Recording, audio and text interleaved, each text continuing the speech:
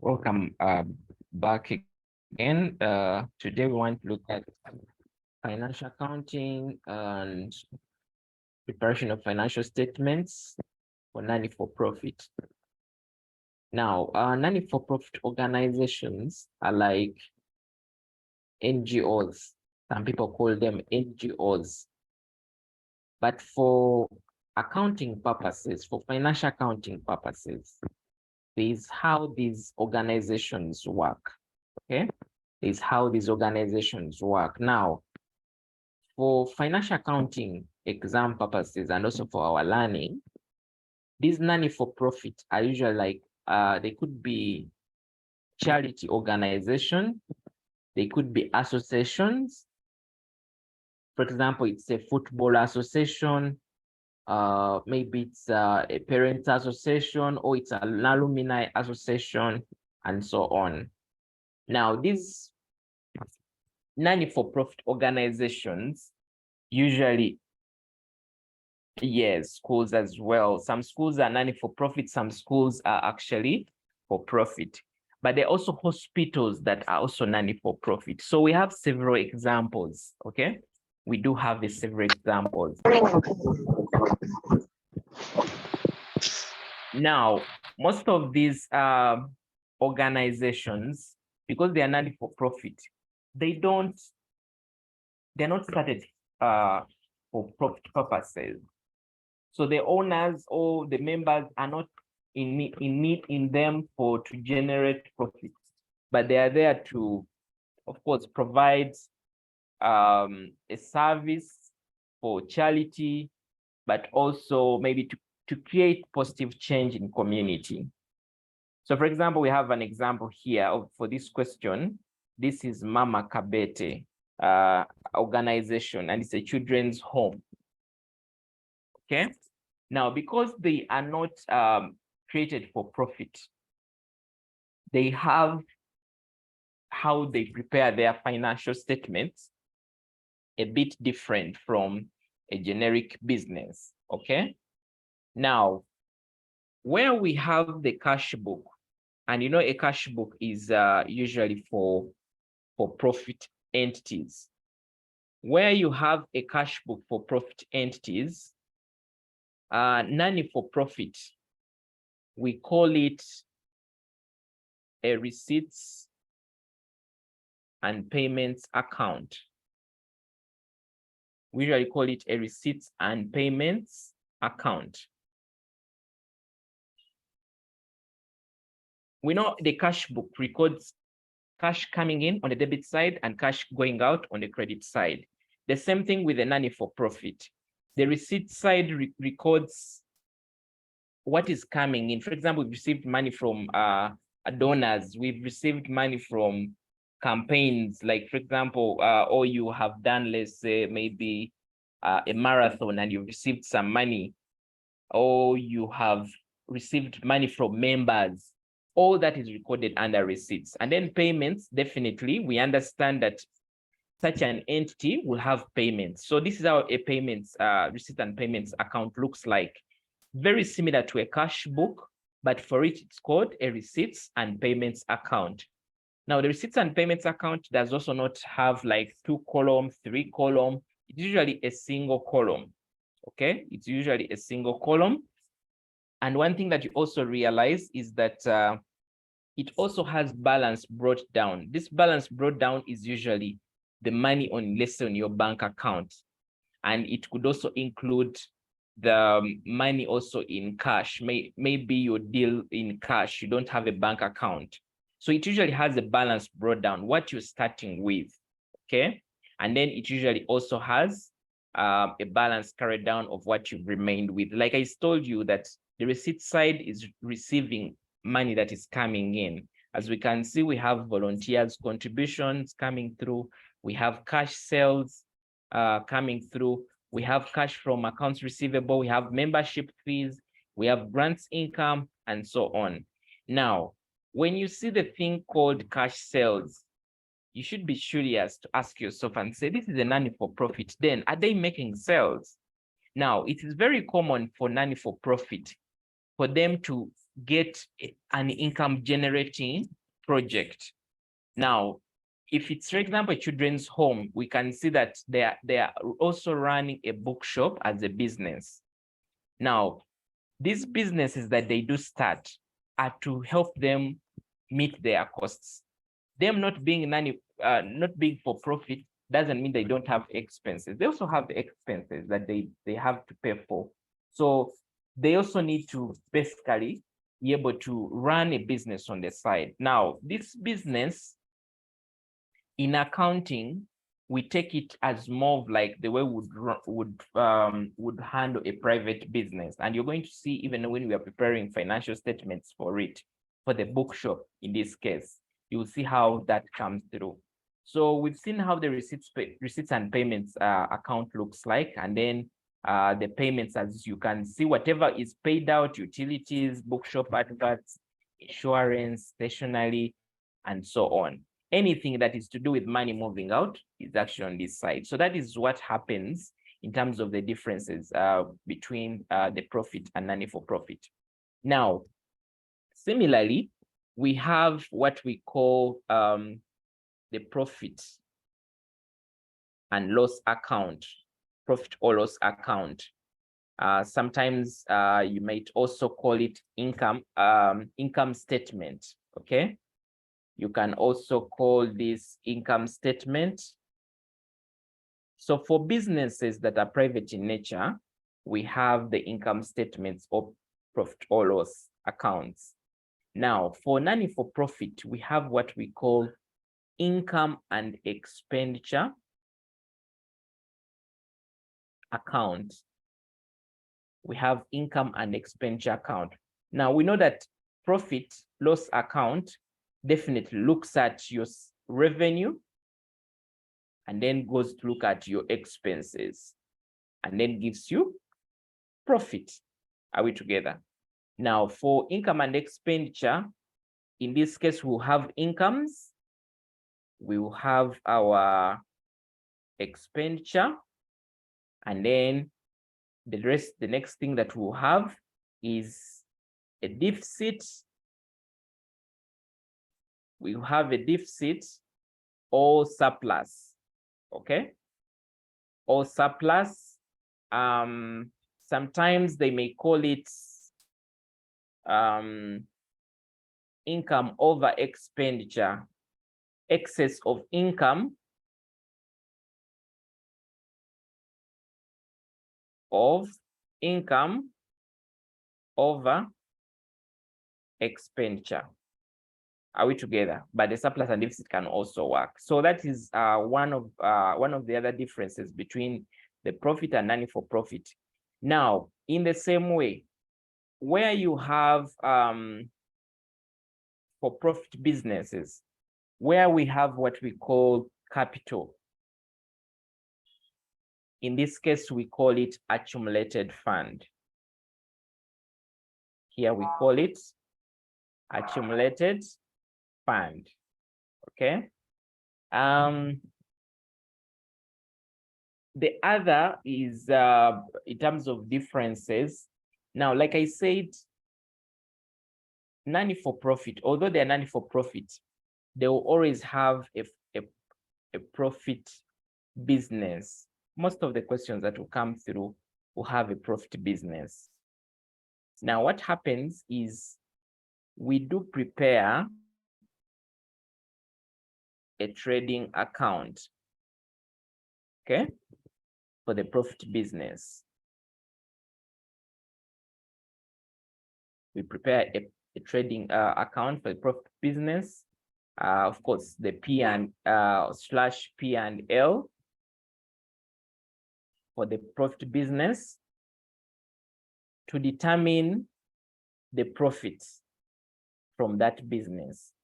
So now this profit is taken to the income and expenditure account to under incomes. So for non-for-profit, definitely under incomes, you have things like donations,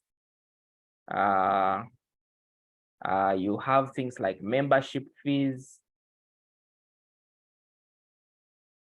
you have now you bring your profit from, let's say, bookshop. Your profit from bookshop will be something like here. Okay. So, and that means that we have to first calculate the profit from the bookshop before we draw up the income and expenditure. So we have to first draw up our trading account. Okay. Yeah. With many others, other differences that we are going to see even as we proceed forward. So if this is our receipts and payments account, let's just go through this question to see how it relates, and I'll be able to explain more aspects even as we proceed. The balance sheet is the same. Okay, the balance sheet is the same. The statement of financial position cuts across all the entities, either non-for-profit or for-profit, can have a balance sheet. So let's say the organization runs a bookshop to supplement its income. The following information was extracted from the organization's receipts and payments account for the year ended 31st December 2021. So we have receipts and then we have the payments. So like I said, members can contribute their volunteers contributions. Like a volunteer may not be maybe even directly in the organization, but they can contribute. They can contribute to the organization. Cash sales. Now, since they have told us that they run a bookshop, we know that these cash sales relate to the bookshop. Cash from accounts accounts receivable. We again know that this is also due to the bookshop. Then we have membership fees, like members contribute to the non-for-profit. And then we have grants income. This might come from like a donor, either government or some donations from some international organization. Then we have investment income. Investment income, them being a non-for-profit, they can invest some money maybe in treasury bills. Maybe they have received a lot of money from, let's say, from maybe a donor. They don't want to use that money right now. They can invest it in an investment arm like a treasury bills, and they benefit from it. Sometimes they can also put this money on fixed deposit and they can receive interest from the bank. That is also investment income. Then they have entrance fees. As you can see, this non-for-profit can hold events, okay, maybe fundraising events or even normal events, and then they can charge people for entering. And like we are saying that all these profit activities that are conducted are to help them generate money that can help them run sustainably, okay? For them not to just depend on handouts and donations, but they can still be able to survive. Then ground rent, of course, they are paying ground rent. They also have staff salaries and wages. They have transport, they have purchases. Now, again, these purchases are related to the bookshop, because remember what I talked about purchases? I said purchases are items that are bought for resale. So that is good to note. Then we have payments to accounts payables. This is also very similar to the bookshop as well. Then we have utilities. We have office expenses. We have bookshop adverts. We have insurance. We have club, printing, and stationery. Then we have refunds to accounts receivable and so on. Now, it's very important that when you're looking at your receipts and payments, you're able to identify which items relate to the bookshop and which items would relate to the overall organization, which is Mama Kabete Children's Home. So that is important. Now, we come to the additional information, and I want you to see they're telling us that management apportions expenses between Mama Kabete Children's Home and the bookshop as follows. They're telling us that the expense is salary and wages, 80%, and then they are putting a question mark. Now, I want to first come here. Remember the salaries and wages we saw here? These salaries and wages of 6,200 are relating to both the bookshop and the children's home. And remember, we know that the children's home owns the bookshop. But for reasons of financial accounting, we separate these expenses. Why? Because we will prepare a profit and loss for the bookshop separately, and then just get the profit from the bookshop and bring it to the income and expenditure, which is for the overall children's home. So with that understanding, what this means is that if my salary and wages for the children's home are 80%, and remember the distribution is just between Mama Kabete and bookshop, means that the percentage here is 20% for it to make 100%. So it's very important for you to know. So this is 20%. So the bookshop has 20%. That is it. So if I'm just computing, you can be able to compute 80% times the 6,200, okay? And then 20% times the 6,200 to determine the values. The same thing with utilities. They have put 60%, means that this one will have 40%. Office expenses, this one has 70%, means that this one will have 30%. That is where there is a question mark. They have even given you an example here. You can see for transport, here there is 20%, then here there is 80%. So when you add the two things, they actually give you 100%. Now, they proceed to tell us, now this is where the dynamics are also now coming through. They're telling us that 20% of the membership fees received relates to a long-term period.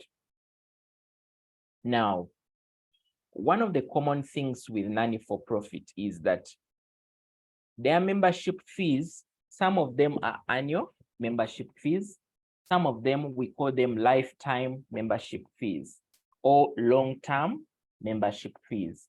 Now, what this means is that the annual fees will be recognized in full for the year, while the lifetime membership fees are recognized as and when each year ends. So for example, if you have some membership fees for 10 years, every year you will be recognizing a portion for 10 years for each of that membership fees for respectively for 10 years. Then the balance will be more of like a liability, because it's more of like members paid in advance, okay, for the next period. So that is good to note. And they have also given us that management has decided to amortize this portion of management fees over a period of 10 years. So it means that you get the 20%, divide it by 10 years. Okay, I'm saying 20% of what you have 80,000. 20% of 80,000 is 16, I think 16,000. So the 16,000 is divided by 10 years. Now, when you divide by 10 years, means that you have 1,600 for every year. So it means that you're going to be recognizing 1,600 every year. And the balance, for example, for this year, we shall recognize 1,600. The balance will be under your liabilities. It's more of like income received in advance. Just like if what we have been doing for normal private business, this will be more of like income that was received in advance. So that is good to note. Now, they do proceed to tell us that depreciation expense for the year ended 31st December was as follows. Again, like I told you, the things that we have been learning for private businesses also cut across to non-for-profit. They also cut across to manufacturing companies. So depreciation is not even different. We are going to handle it in the same way. As you can see, they have given us the different vehicles and they have given us the depreciation expense. Now here they have helped us in a way that they have not given us percentages to calculate depreciation. They have already computed the depreciation for us, which is okay. But in case they gave you depreciation percentages and they gave you, let's say, cost amounts and maybe net book values and so on, you definitely be asked to either use straight line depreciation or reducing balance, which I do believe that by this time you should really have abilities of how to compute those respectively. Then we have this, they are saying it is management's policy to apportion 15% of each depreciation to the bookshop. So it means that when I'm doing the profit and loss for the bookshop, I'll come and get 15% of this depreciation, 15% of this depreciation, 15% of this depreciation. That is what I'm going to do. And then I have now this information. They are telling me other balances are as follows. They are telling me that accounts receivable, my opening balance is 31,500. Well, my closing is that value. Accounts receivable, inventory, prepaid utilities, accrued utilities. I do believe that you know accounts receivable, very similar to debtors. Accounts payable, you also know them. Credit suppliers. Inventory. Now, inventory, you know that this inventory relates to the bookshop, okay? Relates to the bookshop. Prepaid utilities, these are basically utilities that you have paid in advance, okay? Utilities are expenses, so they are more of like expenses paid in advance. So we know that prepaid utilities are current assets.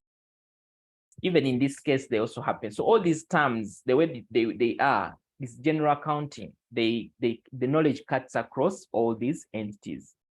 Accrued utilities, these are usually utilities that you've not been invoiced for. You have incurred them, but you've not paid the bills. Okay, so you accrue for them. Accrued office expenses, very similar. Now, you're seeing this short-term membership fees paid. Now, this means that some members paid in advance for their fees, okay? They paid in advance for their fees, so which is okay. Some of you are students of ISPA or CPA, and you have cases where you pay in advance your membership fees or subscription fees. So it's also common with this. Now, why they give you these balances is every time members pay in advance, then you know that those are actually prepaid membership fees are liabilities. Why members have not utilized that kind of membership that they have paid. It's only when the period has elapsed that we now recognize them as income, okay?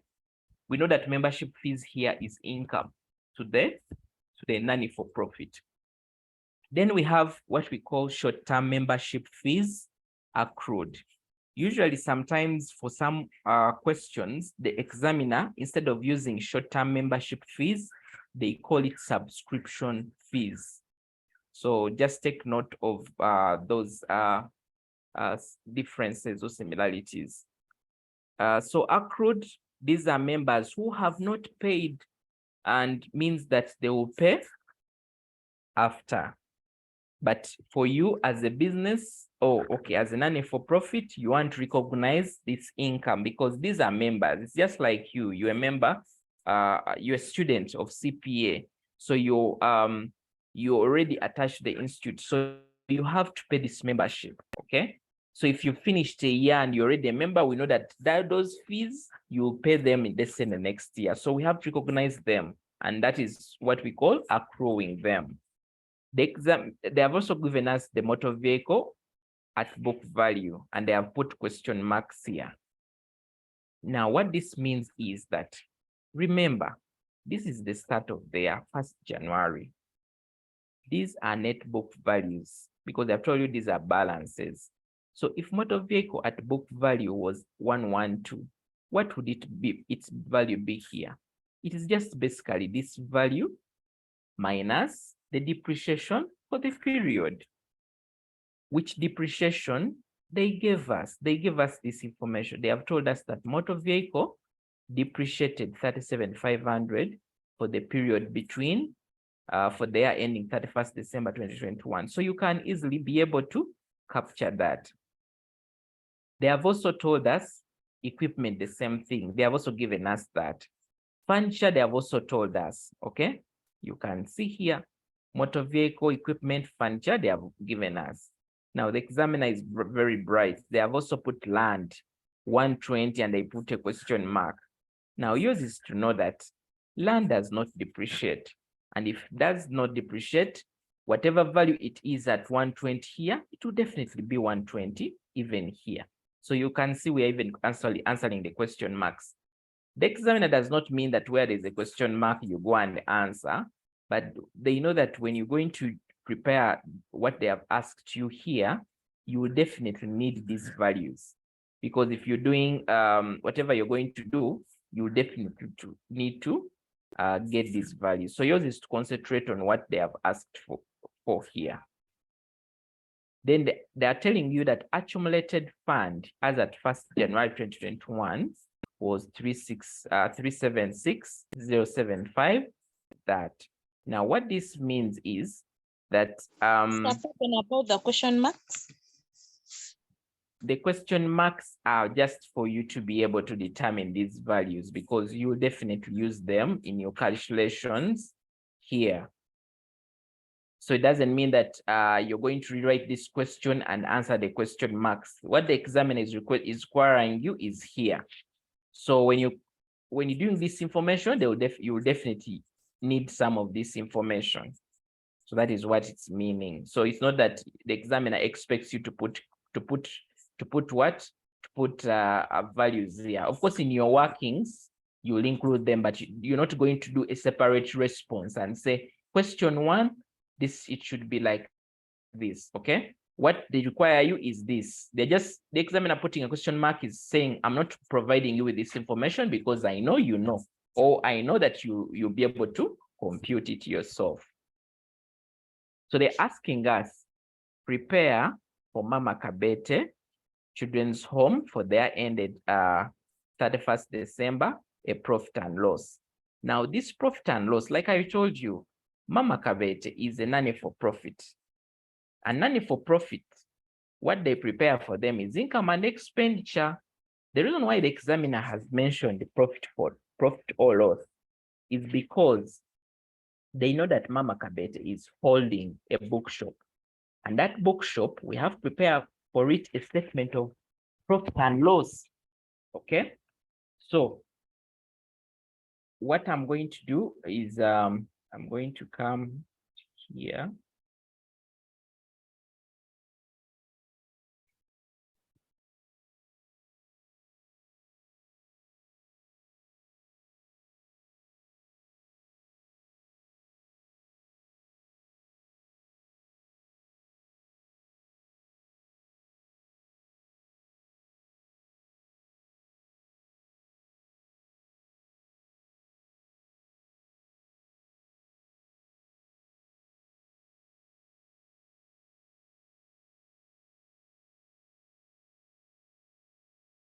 Okay, statement of profit and loss. Statement of profit and loss.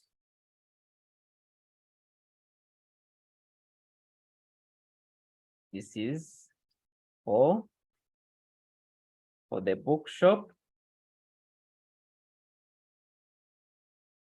Remember the heading for statement of profit and loss, we say for the period ending 31st December 2022. So that is my heading.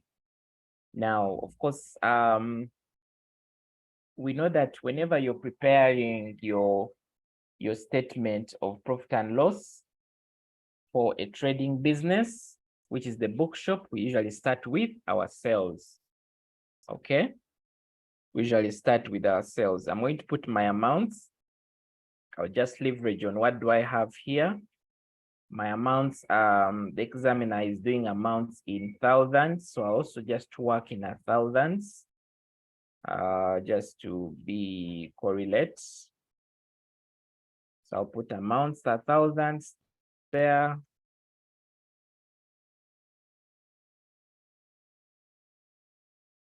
Like that. So I need sales like nothing. So let me go back to my question and look for sales. Now I want you to look critically here.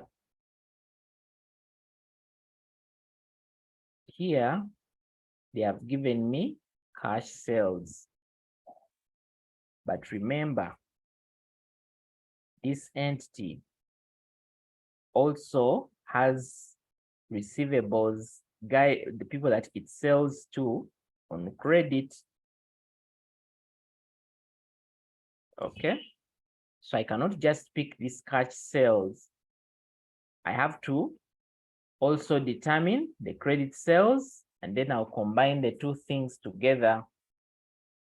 I'll add the two things together. Okay, so now when I look at here, they are telling me cash sales.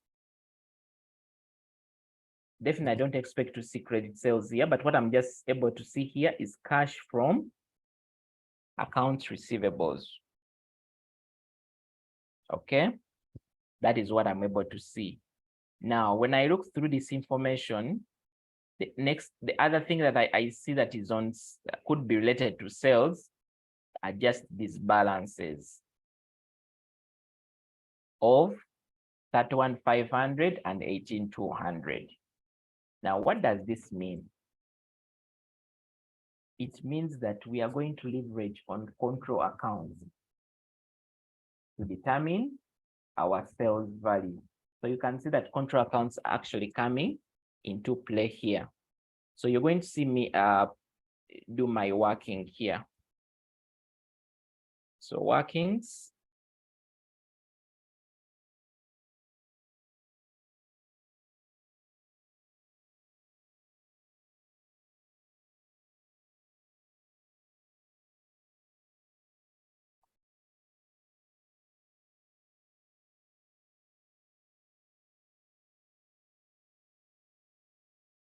So for me to determine, because one of the advantages of control accounts is to determine credit sales.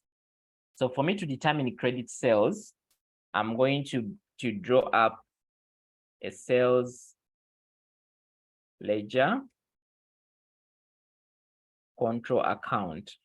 Okay. The sales ledger control accounts is also sometimes they can call it a receivable ledger control account, because receivables are related to sales.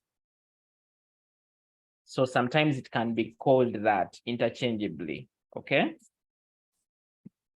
And I had, as you people confirm, that we went through control accounts. So let me ask just from you here, if you have your account receivable balance, this is the beginning balance, 1st January, and this is the one balance of, which one is debited in the control account and which one is credited of these values? Can we have a volunteer?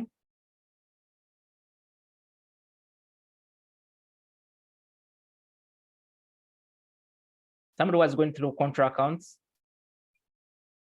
Which one is debited? Which one is credited?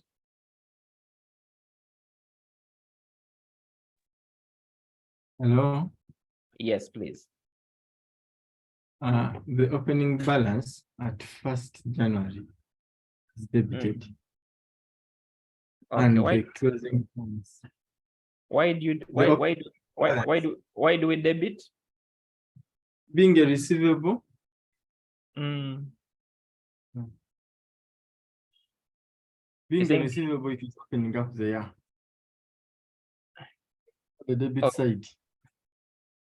Oh, okay. I want you to speak in terms of assets, liabilities, and so on. Them having a normal debit balance. So them being receivables. If they are receivables, what does that mean? They are assets.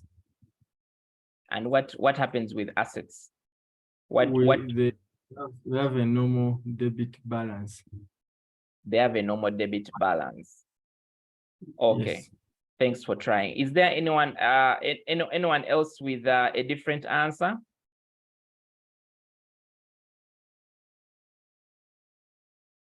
Okay, Hajara says we debit the closing balance. Hajara says we debit the closing balance. Anyone else with a different answer to what Hajara says?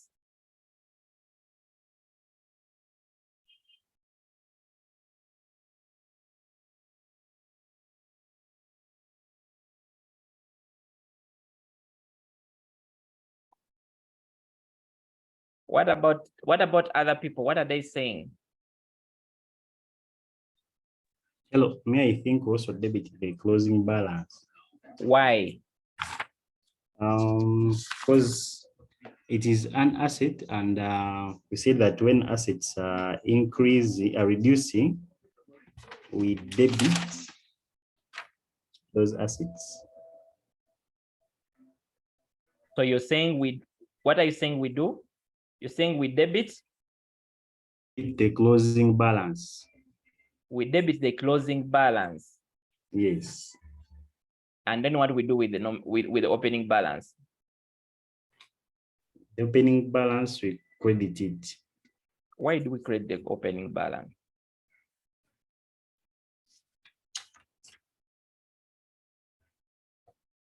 Eh?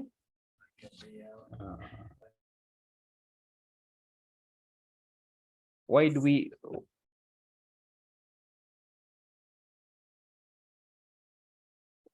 Why? Maybe let me just go back to the question so that we are able to see. I want us to learn because I know some of you have not gone through contra accounts. So this will be an opportunity for you to learn the dynamics of how these contra accounts work. So accounts, this 31, which is a balance brought forward. Now, in our so-called receivables, somebody says we debit this, and somebody says we credit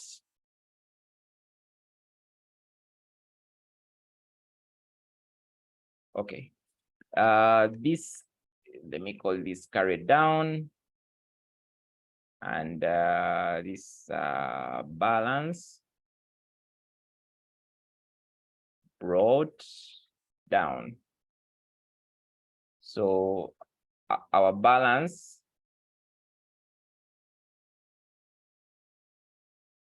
I'm right here. Eh?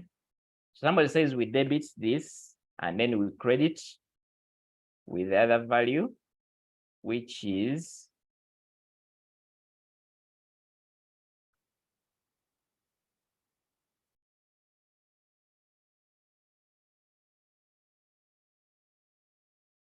which is 18,200. Now, this is actually right, okay? This is actually the right approach.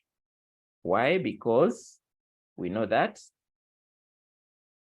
this is a debtors or accounts receivable contra account. And debtors, of course, have a normal debit balance. Even if this is not a debtors account as the main debtors account, but the way we treat debtors here, we treat them, if it's a balance brought down, it will be debited and this will be credited. Now, remember, when you're balancing off your ledger, okay, if you've done ledgers, if an item has a balance carried down, usually the balance carried down is on the credit side because the balance brought down will be on the debit side in the next period.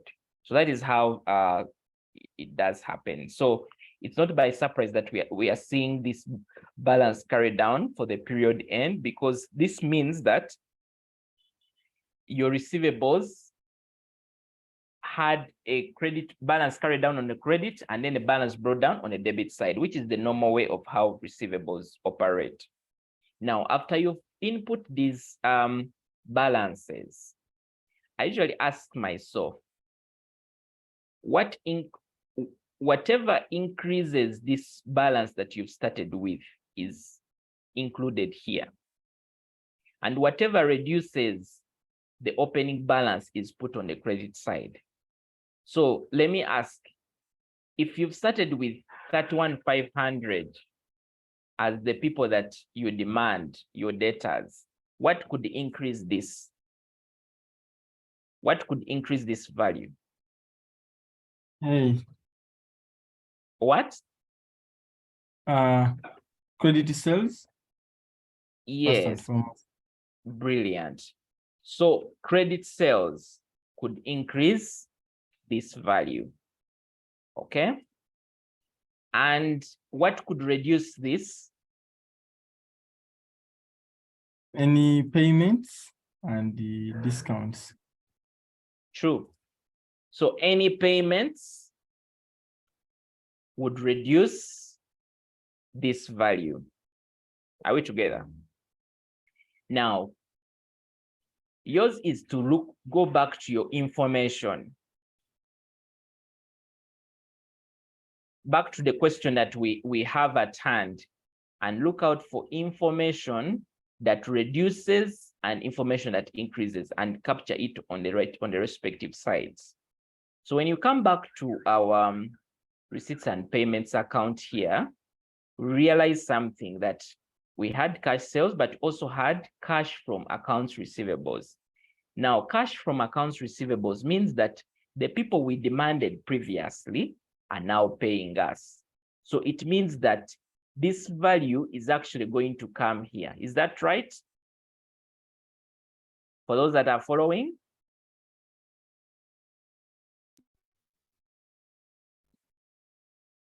I'm not hearing anyone confirming. Pardon? Yes, it's correct. Okay, it's correct. So we are recording this because it reduces what you've started with, okay? So let me just try to remove this. So you have 64 right there. Now, remember, why we drew up this is actually we want to determine credit sales. But you know, with the control accounts, there are other things that could either increase our balance or reduce our balance. I want you to look at this. This refunds to an accounts receivable. What does this mean? Does it increase your balance or reduce your balance? Any volunteers?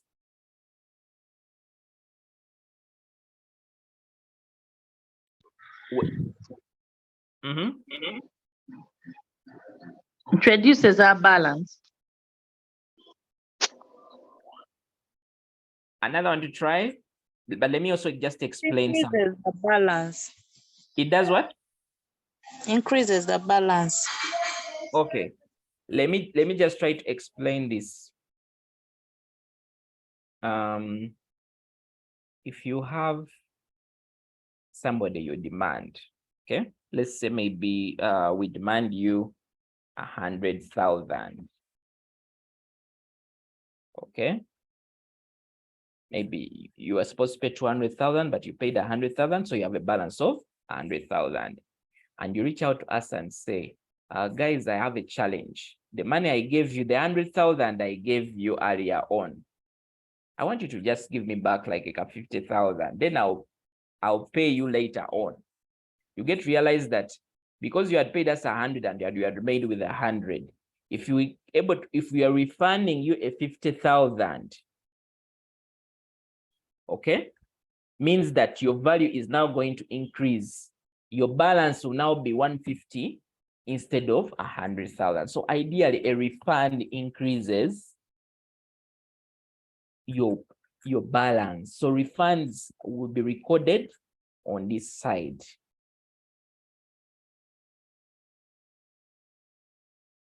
Do we agree? Yes. Okay. So refunds will be here. Now, after I've recorded those refunds, our refunds are here. I've recorded them on the debit side, like I was trying to demonstrate. Now, this is the information we have so far in this ledger control account. Now, mine is to go back to my question and look again and see, is there any information that is to do with the receivables, okay, other than what I've been able to pick? Now, when I look at it, I don't seem to see any other information. Now, if I'm comfortable that there's no any other information, definitely if you've looked at the control accounting video, you should be able to know what goes in the control account. And when you see it, you should be able to spot it out. Things like bad debts, things like returns, when suppliers, for example, let me ask, if for example, we had returns, customers returning products, would that increase our value or reduce our value? What would returns do? Any volunteers? Returns reduce the amount payable. Returns reduce the amounts. That is one trial. Another one?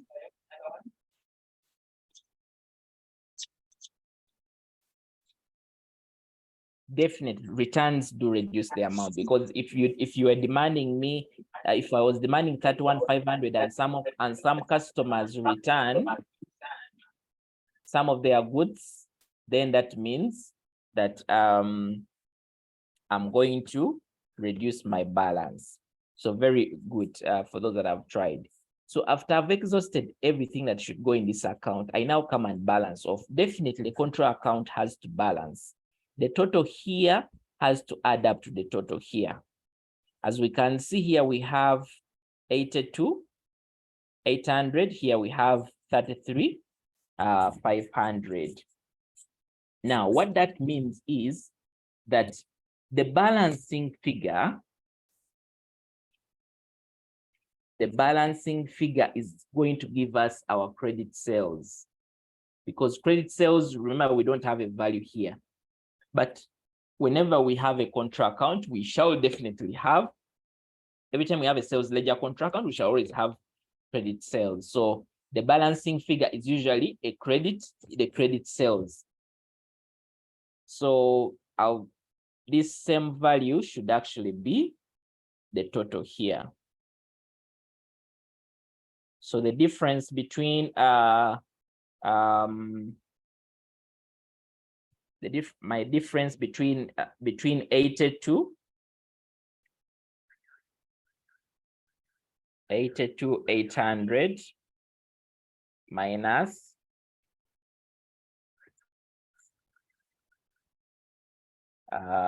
this is 33,500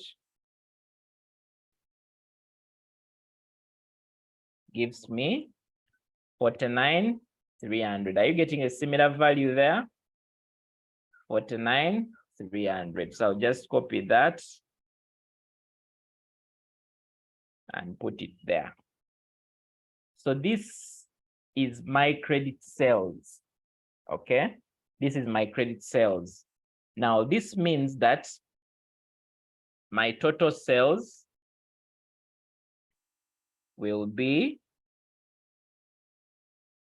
this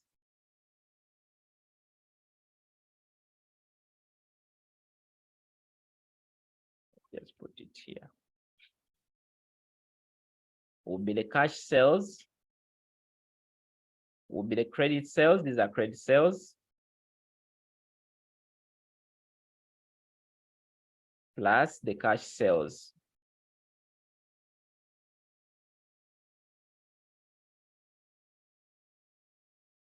And how do I get the cash sales? I go to my receipts and payments and get them. So my receipts and payments had cash sales of 32,500.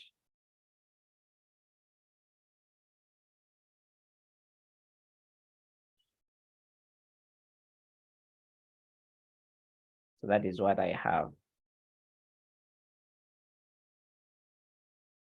Then, so I'll come and record my sales value here. But these figures are in thousands. So I'll record my sales here. I think let me record it in the second column. I'll just remember. Very important to come and put your degree of precision and say, or just on the, you can put it on the heading and say these amounts are in shillings, thousands. It's important for the examiner to know that whatever you're working with here is in thousands. So once I've gotten my sales, remember we do now. We do less returns, sales returns in case they're available, but I didn't see those coming through. So sales returns will not have anything. And then you're able to determine your net sales. So here the net sales remain the same value. Okay. It will remain the same value. Now we move to less cost of sales. The same thing we do with the private businesses. And for cost of sales, we sell opening inventory. Opening inventory. Now, opening inventory, we come to our question. They gave us balances. They told us that opening inventory as at 1st January is 17,900. Now, one thing I want to advise you is that the examiner sometimes interchanges this. Where there's January, it can put December, and January can be this side. So make sure that you first look up here to know which month is it, so to be able to distinguish which one is opening, which one is closing. So this is the opening one. Our opening inventory is that. So I'll just come and include it here. And then we add purchases. Now, purchases.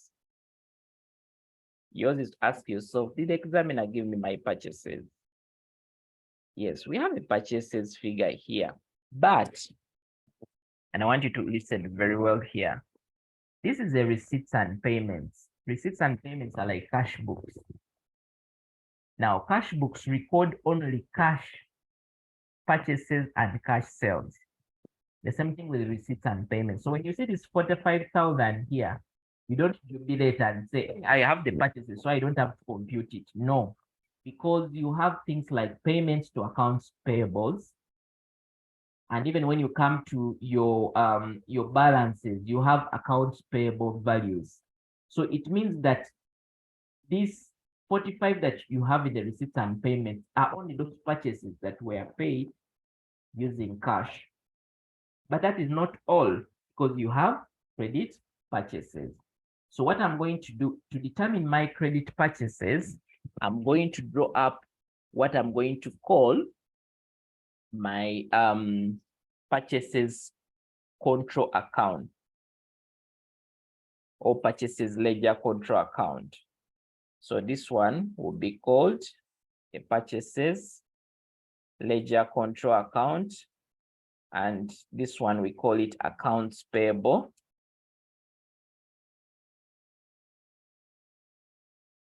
ledger control account.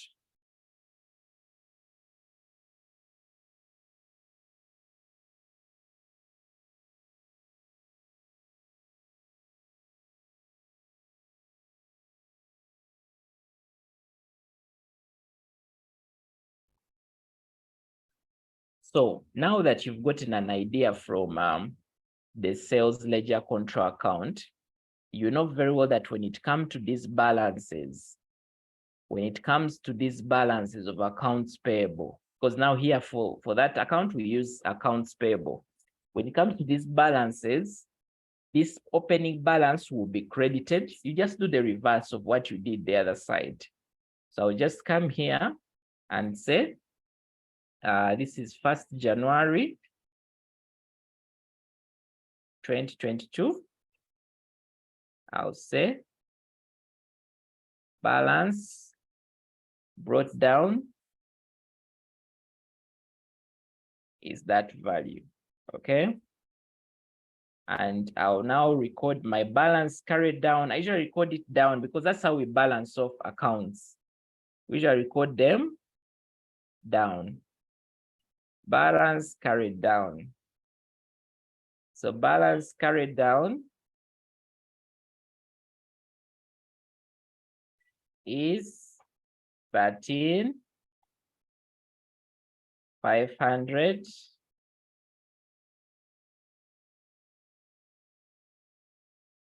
Okay. So I hope I've written the right figures. Now, the next thing I'll ask myself, what increases my accounts payables? What reduces my accounts payables? So what increases, I'll record it here, and what reduces, I'll record it here. Any volunteers? What increases? Let's a quick one. Invoices to our suppliers, from our suppliers. Invoices from our suppliers, and those are credits purchases. There. And what reduces? Payments to them. Payments to suppliers. So that is usually your first starting thing. There are also other areas like returns. When you do returns, you now have debit as well, because when you return means that your obligation will reduce, plus more others, refunds and so on. Now, And this discount received. pardon on that one? Discounts received. Yes, discounts received. When you receive a discount, it means that the obligation will reduce. What you're going to pay will reduce. As you can see, we have discounts received here. In case we had discounts allowed in the sales ledger contra account, it would also reduce how much our accounts receivables will pay. So brilliant. Thanks that you're following and you've gone through some of those materials to have this information. So here I'm going to come and I have this value of payments to accounts receivables, to accounts payables, sorry. My suppliers is 26,500. So I'm going to record it accordingly. I'll come here and record it. Now, much likely I don't have the credit purchases because that is why I've drawn up the account anyway. So, but I may also have some information maybe that could affect my accounts payable. So I'll just try to check through and see. Okay. There are no things like refunds that we are receiving from suppliers. So if that is all, I think I'm good to go unless you guys are able to see anything else. But that is what for me I see. And if that is the case, I'll go and balance off my account. So in the same way, this total, this side should balance with this total. This side I have 40,000, this side I have 26,000, which means that my credit purchases will be the difference. So I have 40,000 here, and I should also have 40,000 here, means I'm just going to get the difference. Again, you don't call it balance carried down, you balance off, you bring it, because you already have the balances. So that is why you see these balancing figures actually relate to credit purchases and credit sales for the previous ledger that we saw. So 40 minus 26, this gives us a this is 14,000. I hope you get the same thing when you calculate 14,000. So my credit purchases are 14,000. So it means that my purchases, total purchases, my total purchases will be,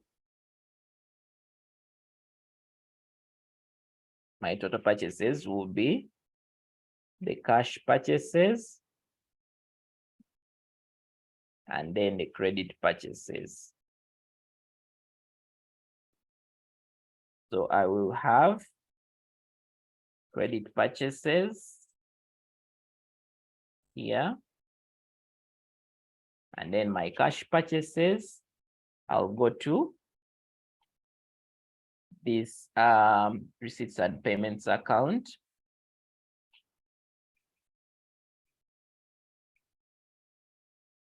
And copy them. I don't have things like returns, but those returns would also affect in case I had them. So when I add this, I get 59. Are you able to get the same thing for that? Okay, I do believe so.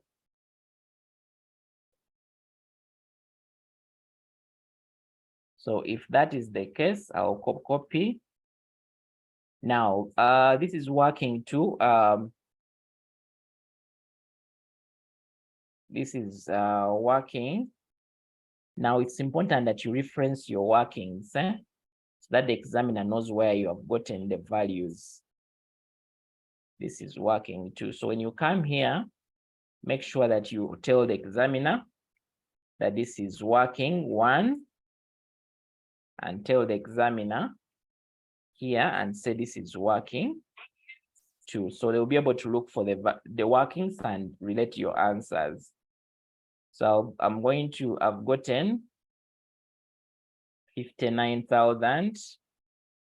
So I'll come and record it here. So you see how we are using control accounts. Very important. I believe this is also helpful for my friend who asked about control accounts. That is Dorothy. Dorothy, are you following? Yes. So far, is there any question on what we have done, or you're following? Okay, that is good.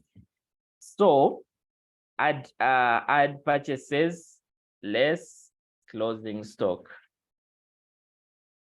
or closing inventory. My days they used to call it stock, but it's inventory. So I'll come and look for my closing inventory. It's 25 days.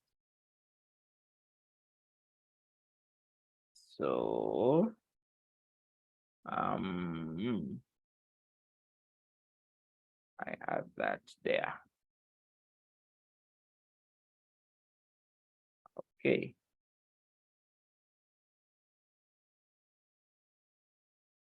So I can determine my cost of sales very well, which is actually going to be, I'm just going to put these figures together and get my 51,400. So I have my sales there. And I now have then I can get my gross profit. So my gross profit is this minus this, which is that value. After I have done that, I'll now go to look at my operating expenses. Less operating. Again, for you to remember that we are now looking at the bookshop. The examiner was bright. They didn't tell you either bookshop or what, but for you, a student of this class, you know that whenever they ask you for profit and loss for a non-for-profit, they want you to do for the book, for the profit business. So now I'll come and look for expenses that relate to the bookshop. So remember, they told you that management apportions expenses between Mama Kabete and the bookshop as follows: salaries and wages, 80% for home and for bookshop. So the first item that I want to look at is salaries and wages.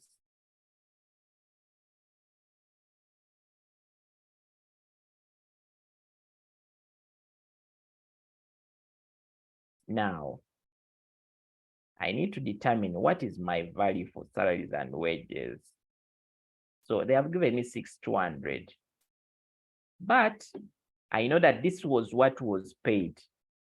Now the question will be, are there any salaries and wages that were not paid? If there are any, I would have had either a prepaid salaries or salaries accrued in this information. So if this is the only salaries information that I have, it means that these are the only salaries that we have. So for the bookshop, remember it is 20% times 6,200. So I'll just come here. This one, I'll not even do a working. I'll just put in bracket and say 20%. Let me use words. 20% of 6,200.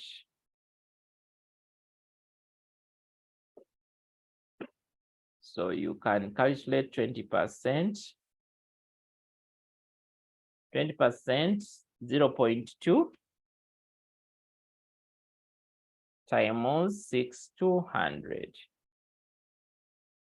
You get 1,240. You get 1,240. Is everyone getting the same? And you agree? Okay. I'll move to the next one. Transport, is it shared as well? Yes, transport is also shared, 80%. So 80% of this transport relates to the bookshop. Again, it's important for you to look and see if there's any adjusting entry for transport, like maybe transport that was not paid for, because whatever is in the here is what was only paid for, but I don't seem to see anything. So 80% of 8,500 .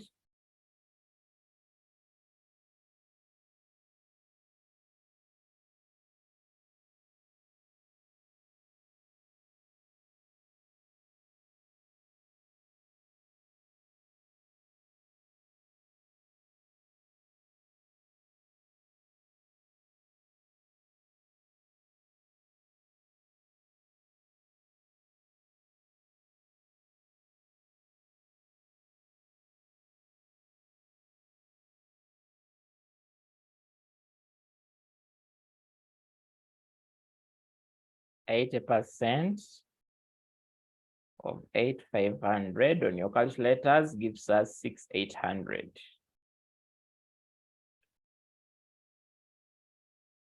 So I hope that you also have 6,800. In case you have a different figure, you tell us. So after that, I'll move to, I usually want to follow them like this.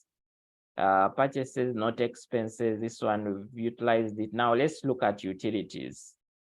Now these utilities, we have 2,500 here. They have told us that the bookshop has 20%.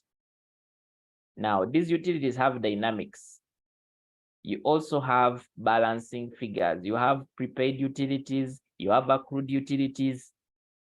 Now all that information is very important. So what I'm going to do, and I want you to look very, very critically for this. It requires a lot of your attention. So I'll put my utilities there and I'll come to my workings, working 3.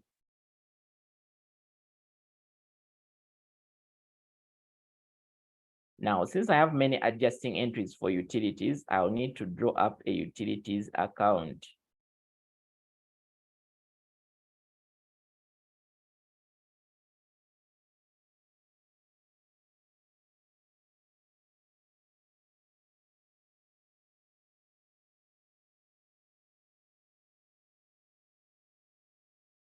Utilities account has a debit, has a credit.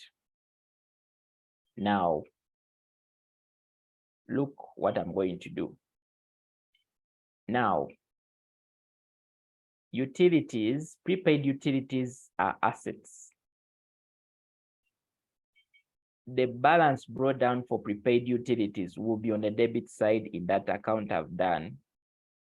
So I'll have 1st January 2022, balance brought down, prepaid utilities,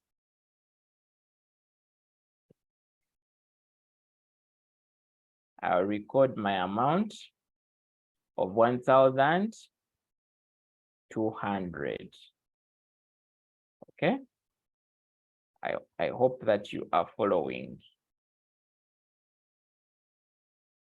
After I have done that, I'll now go and look at, if I had a balance here, this is a dash. If I had the value here, I would put it on the credit side.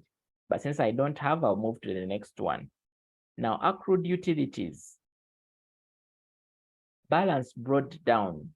If I had it, I would put it on the credit side.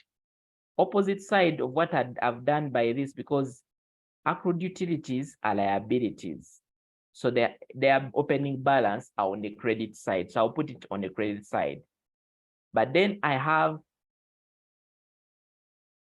a balance carried down. Now this will be put on the debit side. The 2,400 will be on the debit side. Okay. Are we following? Can I hear a yes or no? If we are following, I might be alone. Yeah, we are following. Okay. So means that this 2,400, I'm going to copy it and come here. And I say, I usually put it down. It's on the debit side. I said the debit side, if you remember. 3102. This is balance carried down for accrued utilities. 2,400. It's 31st December, not February. Okay. Thank you. Now, after I've done this, I also have something also here for utilities. I have these utilities. Now, could somebody tell me where am I going to put these utilities? On the debit or the credit side?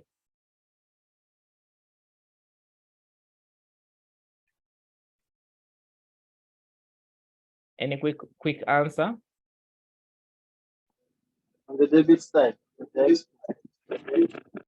Okay. Says on the debit side, which is actually right. You see, I usually use the example of, let's say, these prepaid utilities. Okay. If you have prepaid 1,200, just like the way it was doing for control ledgers, you're going to ask yourself what will increase what I've paid and what will reduce what have paid. What will increase is more payment. So any more payment that was made, okay? The payment that was made. Now, receipts and payments that we have doesn't have a date, so I'll not put, but the receipts and payments that we have, which is of 2,500, we are saying it will be on the debit side, right there. Okay.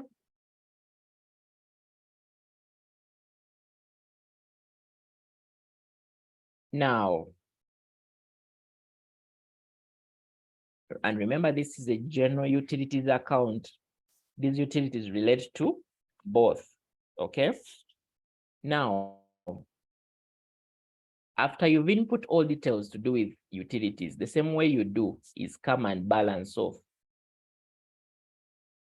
Now, before even we balance off, you just ask yourself, what will appear on the credit side? Now, for expense accounts, usually the expense recognized for the period is on the credit side. And why it is in like that?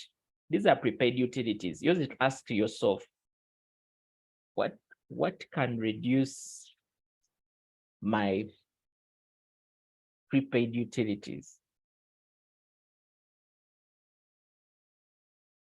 Is actually a recognition of the expense for the period.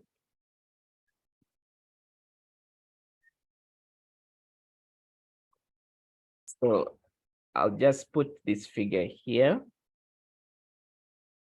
I'll just put this figure here and say, you can call it utilities for the year, or utilities recognized. Yeah.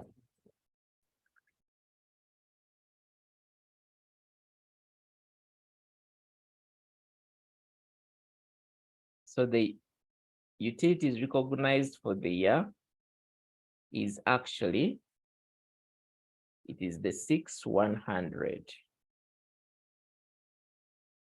It's 6,100. Now, those are your total utilities. So you can come here and say distribution of utilities. So we have the children's home,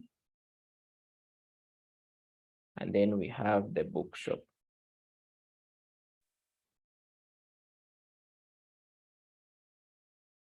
So the children's home has 80%, well, this has 20%. So this is 80%.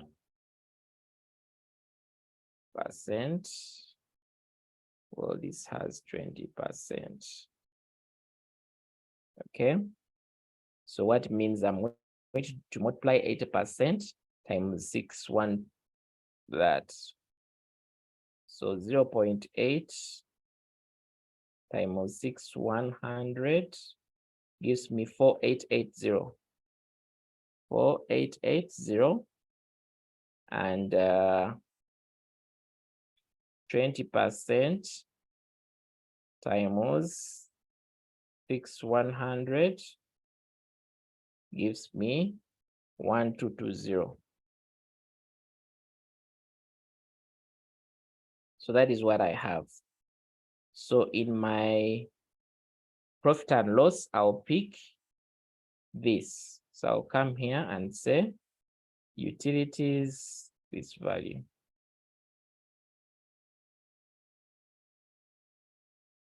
After I've recorded utilities,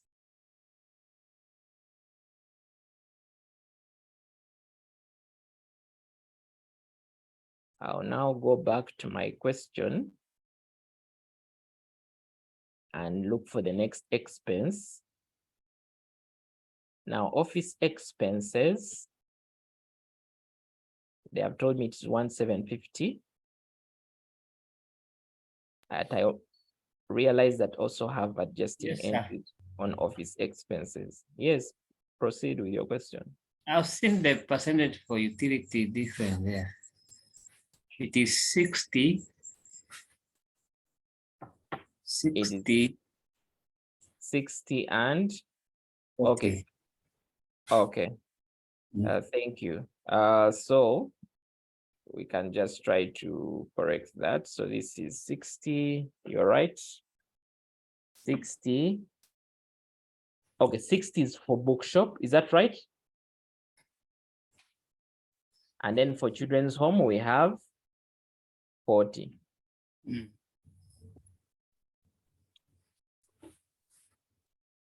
Utilities are this.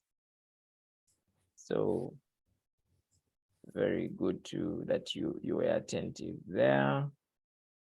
So it means that in computation, 0.4 times 4880, okay, times 100 gives us 2440. Gives us 2440,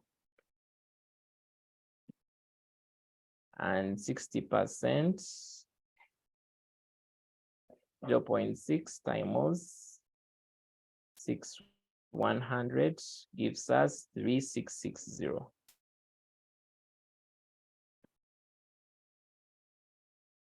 So this is the distribution.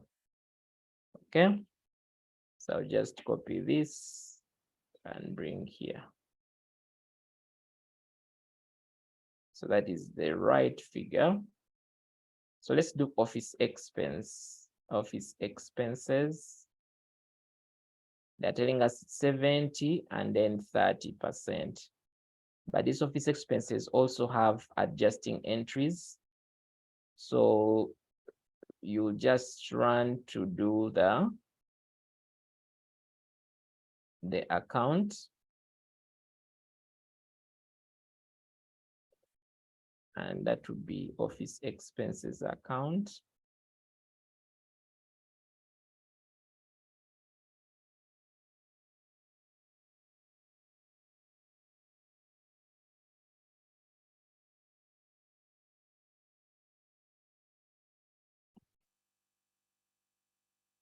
So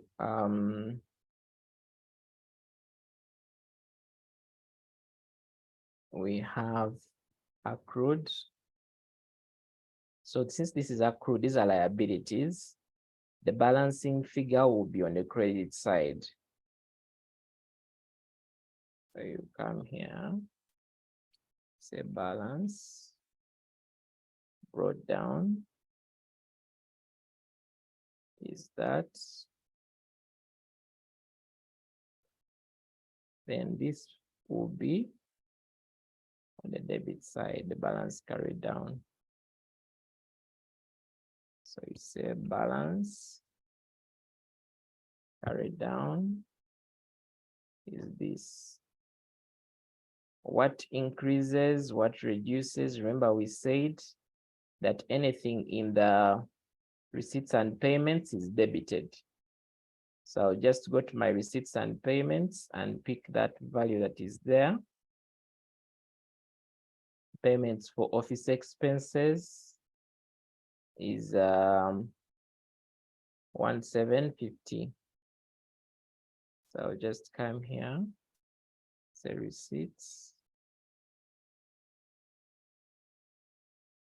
payments, that. So I'll look for any other information relating to receipts and payments. In case I don't have it, I'll just proceed to balance of my account. So I get that value and decide I have a less figure, but this account has to balance. So which means that the balancing figure is office expenses recognized, which will be this minus this 1900. Then I also come and do distribution.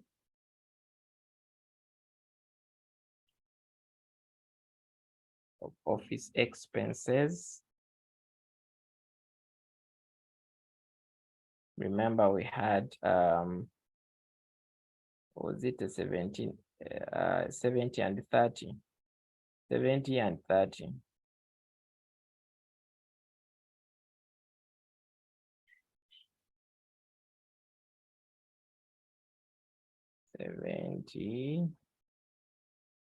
and 30.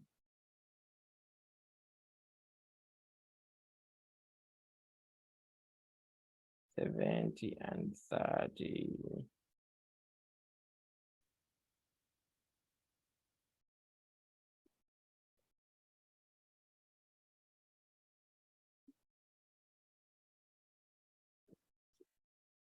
Okay. So you now distribute, so it means that this will be 0.7 times 1,900,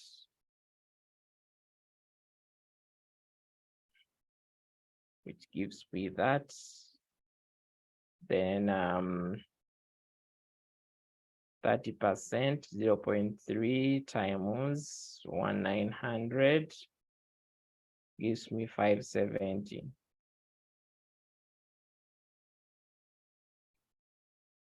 So I'll pick my 570 and bring it here.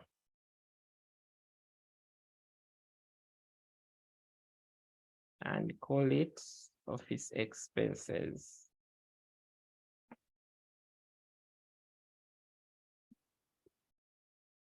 So are we on the right track, friends?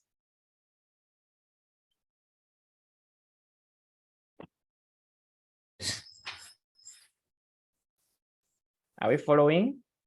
We are following, sir. Okay, that is good.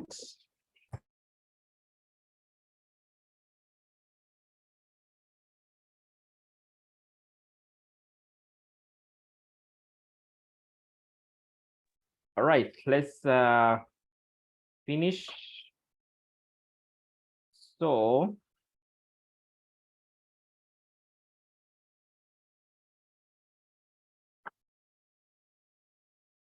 the next thing is look for other expenses. Now depreciation. Remember what they told us about depreciation? They told us 15% of each of these figures.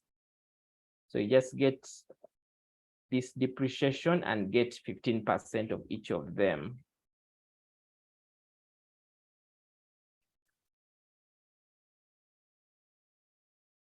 So you just come here.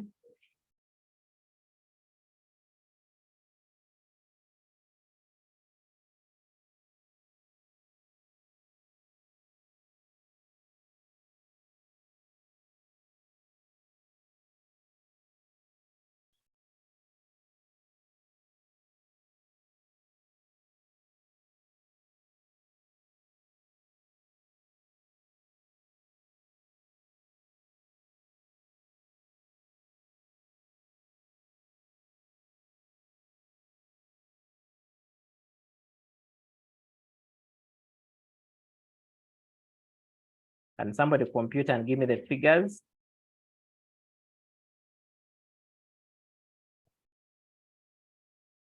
What is 15% of that value?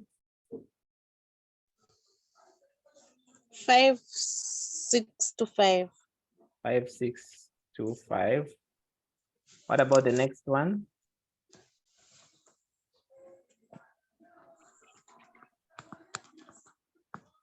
Right now, you should have calculators ahead of the exam. 7 what? 20. 720. And this one?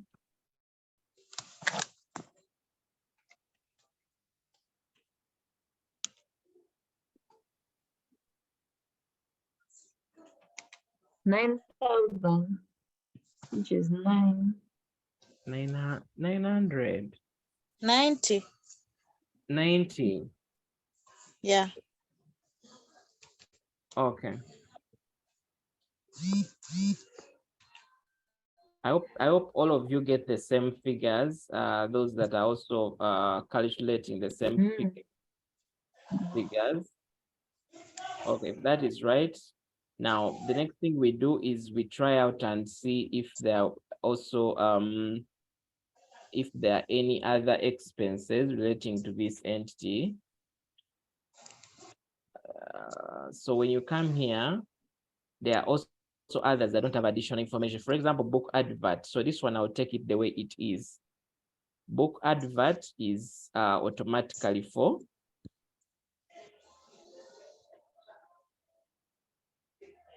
the bookshop and doesn't have any additional information. So I'll just take it away.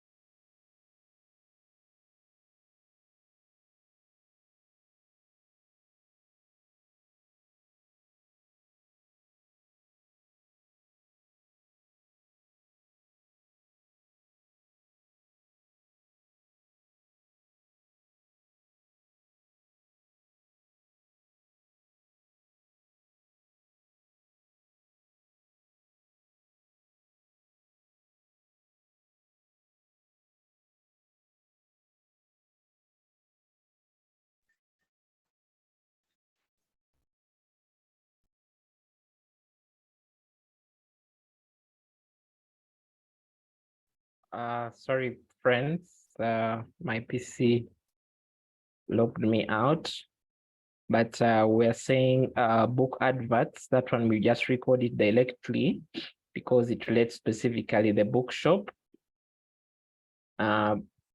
Insurance, we left it out. Club printing and stationery, specifically, it doesn't relate to the bookshop. And that is all from there. There is nothing else here that relates to the bookshop in this. When you look at this information, we've tackled all of it. Membership fees don't relate to the bookshop. This information, we've handled it and doesn't affect our, so I'll proceed to just determine my profit. You can say total operating expenses.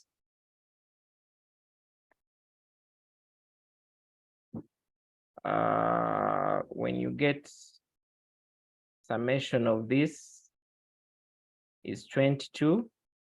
So it means that the profits will basically be equal to this value minus this value, which gives us 8142, 8145. So I do believe that we're on the right track. Now, the examiner asked us to also draw up an income and expenditure account, and I just want to guide you on this, how to do it. Like I told you, an income and expenditure, definitely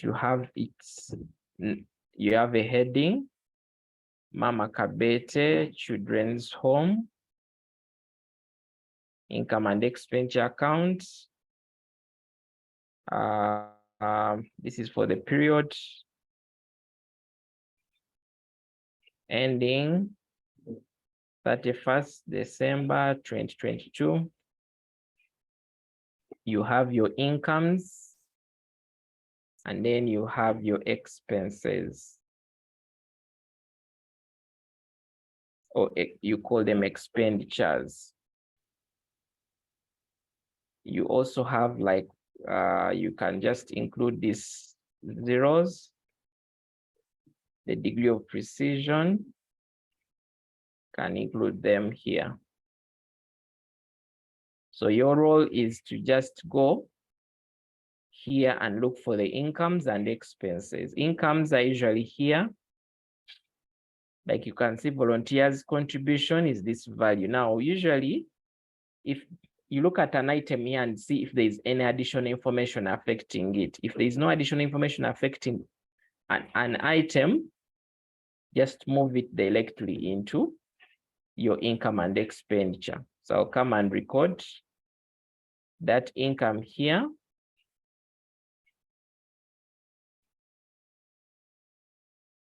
Doesn't have. You again go back and look at your incomes. These ones, we tackled them. Now, membership fees, these membership fees have adjustments. They've given us information about membership fees, so I'll first jump them. This I'm just guiding you. I'll move to grant income and put it there.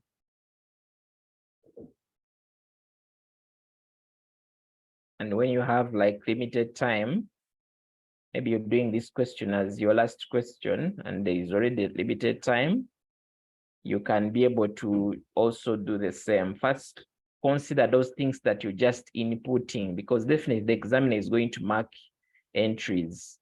For the time I would take on calculating the membership fees to put here, another person would have already filled up the different incomes.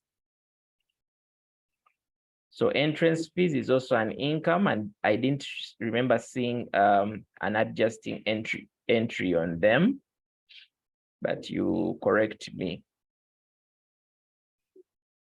And then the expenditures are recorded here. Hello. It's okay. Let me come. Okay.